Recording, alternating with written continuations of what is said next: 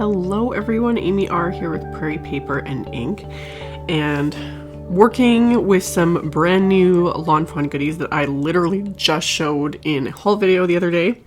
This is the new How You Bean stamp set, and right now there is a coffee loving paper crafters spring blog hop, say that 3 times fast, going on right now. So I was like, I want to make a coffee themed card for the blog hop, and then I had, all this Lawn Fawn sitting here, and then I was looking at this jar and I was like, how cute would this jar look if it was filled with coffee beans?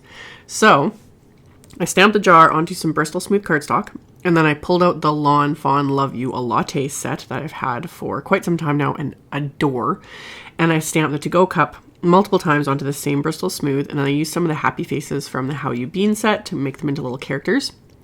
And then I am quickly watercoloring these in with my Zig Clean Color Real brush markers and a water brush. I've said in many videos recently that I honestly prefer the Canson XL watercolor paper over the Bristol Smooth. A lot of people really love this Bristol Smooth. They find the colors move really well on it with the zigs and the water brush and all that. I personally find I struggle a little bit more, but I had a piece of it just sitting here, so it was kind of laziness on my part. And sometimes it's nice to go back and forth because you just never know. Sometimes just days change, things work. So it worked decently this time. I will still say I still prefer my Canson XL, but I did really, really simple coloring. I used altogether 4 Zig markers to do all this because, well, 4 of the images are the exact same. And I will have those listed on my blog. But I just colored all of the mugs brown, and then the little wraps, I did kind of an aqua blue. The jar itself, I just used light blue just to give it, a little bit of something. And then I decided to stamp the lid because I was like, I want to add the lid too because it's just cute. So I'm just using gray brown for that, as well as for the lids of all these to-go mugs. And I just scribbled a color on the edges, and then I just pull it out with my water brush. And I find personally, I can only do small areas at a time or small amounts at a time. If I had colored all 4 at the same time and then went in with my water brush, by the time I get to the 4th, I would find it dries too much and I can't move the color as much. That's another reason why I like that Canson XL more. I find the colors move better on it. So, anywho, once I'm done on my coloring, I pulled out the companion die set for the How You Bean stamp set. There is a regular die set, which is what I used for the lid. And there's the companion set that you can use to create this shaker, which is super fun. So of course I got both sets. I will say the outline die as well that comes in the shaker set is meant to be used with it. The outline die that comes in the companion set, if that makes sense, is slightly smaller. Because of this shaker set, it cuts a wider border or margin around it so you can create a shaker. I hope that makes sense. I'll show that in a second. So I did all my die cutting. I taped everything into place with micropore tape.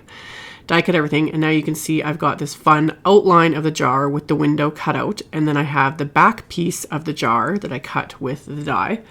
And to finish off that back piece, and I didn't realize I was kind of off camera here, I used that same light blue Zig marker, and I created kind of a little bit of a bottom and pulled that out with my water brush, and then I went around the edges with that same blue and then just kind of pulled the color in again with my water brush just to keep everything consistent between the frame that has that blue coloring and the back of this, what's going to be the shaker, which aka is the back of the jar.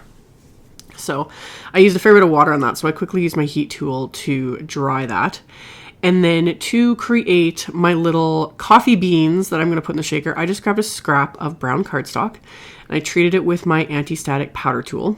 And then I'm going to stamp this little solid coffee bean image from the Love You a Latte set, and I just stamped it multiple times onto this cardstock with Versamark ink. And then I pulled out some clear embossing powder and coated all of this with the clear embossing powder. And I'm going to heat that all up with my heat tool. And I have been getting a lot of questions about heat embossing lately. One, I always keep my heat tool moving. I don't keep it on one spot too long because you don't want to burn your paper. Specifically with clear embossing powder, the funny thing is, or at least with this one, it melts and it'll be a little bit matte, but to be fully melted, it goes glossy. And that's what you look for, unless the brand is specifically a matte embossing powder, which this isn't. This is just clear embossing powder. So I melted it all, and then I ran this through all those times with the little matching coffee bean die. It actually didn't take that long, but ran it through and die cut all of these. And then I used the die that is the companion set for the How You Bean stamp set. And this, I used that to cut out the transparency, and you can't really see on camera, but it is smaller than the shaker card die. So they are different size dies, and that was actually perfect. So then I don't have to worry so much about lining it up. It was slightly smaller. So if all you wanted to do was die cut the jar and you didn't want a big border around it, this is the die you would use. So I did that with my transparency, and I adhered it to the frame with some multi-medium matte adhesive. And then I have this really narrow foam tape. One of my subscribers sent it to me, and I'm sorry, I forget exactly who it was that sent it to me. I showed it in a Happy Meal haul like forever ago, but these are by Stampin' Up, and they're pre-cut really narrow strips of foam tape, and it's quite like high foam tape. So I grabbed a strip of that, and it was a perfect size for this. So I just had to peel off the backing, went all around the edges, and I felt I didn't need to double it up unless you really want to like put a ton in your shaker, because like I said, this is like fairly high foam tape, so just one layer of it is good. So I applied that, and then I put in all those die cut coffee beans, making sure they were all facing outwards, because they're not really going to be able to flip around at all inside. And then I have some pretty pink posh. These are espresso sequins. I thought that was rather fitting. So I grabbed a bunch of those and sprinkled those inside my shaker too, just to fill it up a little bit more, and because it gives it that good little shaker noise, like so. So once I did all that, I'm able to adhere the back of the jar, and now I've got this fun little jar full of little coffee beans and espresso sequins. That just makes me happy. It reminds me, I used to have a mason jar that I would put my I would grind my own coffee beans back in the day when I was more of a purist. And I would put them in a mason jar, and oh, the smell was divine. Anyway, so to finish off my jar, I'm going to adhere that lid that I had watercolored and die cut earlier. So I just adhere that with some Tombow Mono Multi. And I played with my shaker for a little bit, because why not? And then for my card itself, I grabbed the Perfectly Plaid Fall 6x6 pack from Lawn Fawn and die cut my favorite pattern from that pack. And then I also die cut some Watercolor Wishes pattern paper and another piece of the fall pattern paper with I'm using like the cross stitch rectangle stack dies from MFT. I know Lawn Fawn has a set of these as well. I'm almost positive they do, but I have the MFT set.